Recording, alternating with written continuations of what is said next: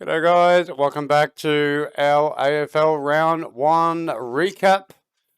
So, a very interesting round of footy. It's just great to have football back in our lives.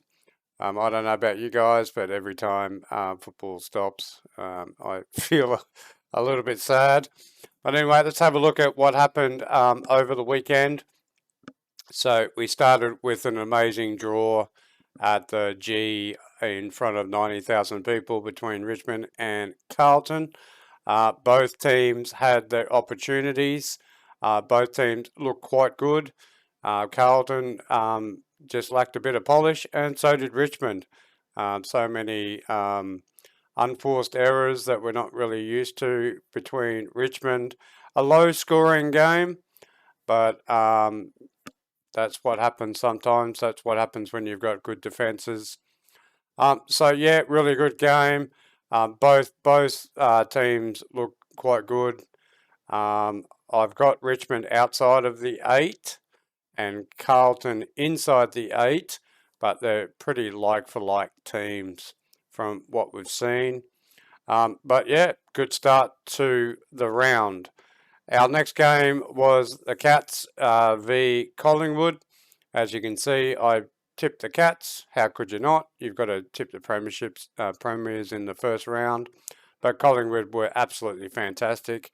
Fast, quick, flowing, exciting football. If you're a Collingwood supporter, you'd be up and about at the moment, the way that your team's playing. Geelong, they still kicked 100 points. So it's not all doom and gloom for Geelong, but they did look a little bit slow. They did look a little bit complacent, but that's not going to continue. So I think Collingwood would be very happy with what they did on the weekend. It's always great to start the round like this, and Geelong would be a little bit upset, but they're definitely not going to throw in the towel. But excellent. I've got Collingwood at about 9th, but watching them play on the weekend, they look like a top 2 team at the moment. Whether they can play like that for the whole year, that's a whole different ball game. But if they continue progressing the way that they are, Fly's got them absolutely flying. Great win by North Melbourne over West Coast. I am super disappointed in West Coast. I can't believe that a team full of absolute premiership superstars couldn't even beat a team of 16-year-old kids on a rebuild who have lost three of their best players, and even their ruckman got dropped as well. But really great effort by North Melbourne. LCU played a really top game. They look like they got a good little guy with that Sheasel. But just the effort, the tackling, the amount of times that they could have lost that game, but they just persisted. Eagles just look horrendous. I can't see them winning a game, to be quite honest. If they keep playing like this, they just can't win a game. And for such a proud club as the West Coast Eagles, and the reputation that they have in the AFL, that has been built up over 30 years, at some point we've got to stop giving them excuses. Yeah, they had a lot of troubles over COVID and that sort of stuff, but this is a lot. This is deeper. I don't know what's going on at that club. But anyway, great job by North.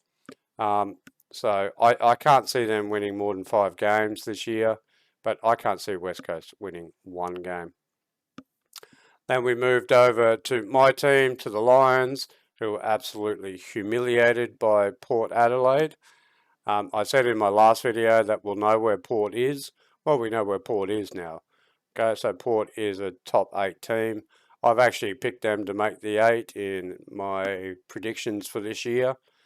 I think they've got lots of skill, and they proved it against the Lions. Lions just played absolutely awful. I don't mind teams losing, but I do mind teams that don't put up a whelp or don't even try. So I've watched some pretty shit teams in my life, particularly Lions or Brisbane Bears teams.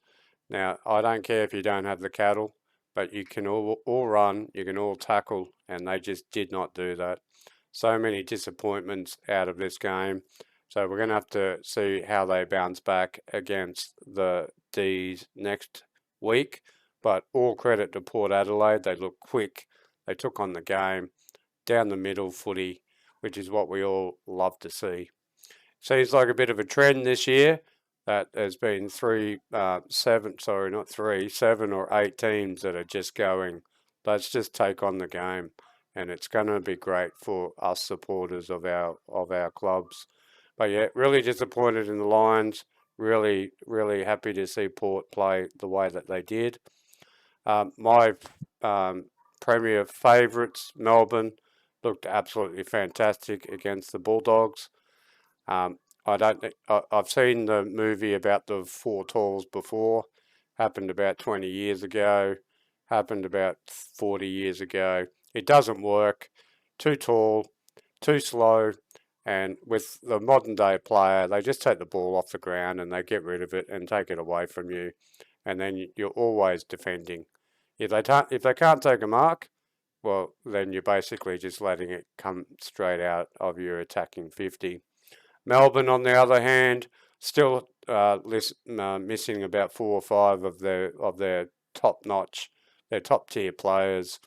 But what an amazing group of players that they've got going there. You've got Oliver and Petrarca and Gorn, and now they've added in Grundy. Their wingman is elite. And so, yeah, Melbourne are the team to beat. They look fired up, they look hungry, and they're all bigger, they're all stronger, and their defensive efforts and their tackling, there's not too many weaknesses going on at the D land at the moment. So, really good win by Melbourne Bulldogs. Look like they're about the same. Look like they're going to finish about 9th, 10th, 11th, something like that. The Swannies looked good again. They've got some really fantastic players, the Swans. They're all young, they're all big, they're all fast. Not big as in tall, but they're all big bodied and they're all tough. They tackle, they're hungry as anything. So if anyone's worried about the grand final hangover, I think that just put it to bed. They are definitely thereabouts again. I love the way they play. They just take on the game. I still don't like the SCG. I think it's the worst ground in the history of football. I don't like the way that they play when they play at home, but I loved watching the Swans when they get out onto the MCG or they get out onto a bigger ground and they just go. Suns, on the other hand, they'd be very disappointed with the effort that they put up. Didn't see too many positives there. So, as a Queenslander, wasn't the best weekend for us in Queensland. Really gutsy effort from the Giants to get up and beat the Adelaide Crows. Adelaide were all over them up until half time, and Giants lost a couple of players with their head knocks and yeah, really great effort. One of my favourite players, Toby Green, really led from the front as their new captain. Kicked 4 goals, 4 or something, and he missed 3 sitters. He could have had a really big day. But yeah, the last 10 minutes of this game was like watching a casualty ward. Both teams were just losing players left, right, and centre to cramp. Players laying on the ground because it was so hot. Adelaide would be pretty disappointed with the effort. They really could have controlled this game all the way through, particularly at half time. And then when the Ferrari turned on, they didn't have any way to stop it. So a little bit disappointed in Adelaide, but again, it's only first round. Next game was on the Sunday, I think it was, with Hawthorn and Essendon. Again, we're looking at 2 bottom teams, but Essendon would be pretty happy about how they played. They took on the game. 124 points. You can't knock that. Any team that kicks over 100 points these days, they're doing something right. Hawthorn were really flat, and actually quite bad. So to add to the Lions and the Suns, I'd add Hawks as well, plus the next team. Two teams that were underperformed. Hawthorn looked really good during the pre-season, but they didn't come out to play this game. So well done to Essendon. Essendon supporters don't have much to cheer about, and they'd be pretty happy with that one.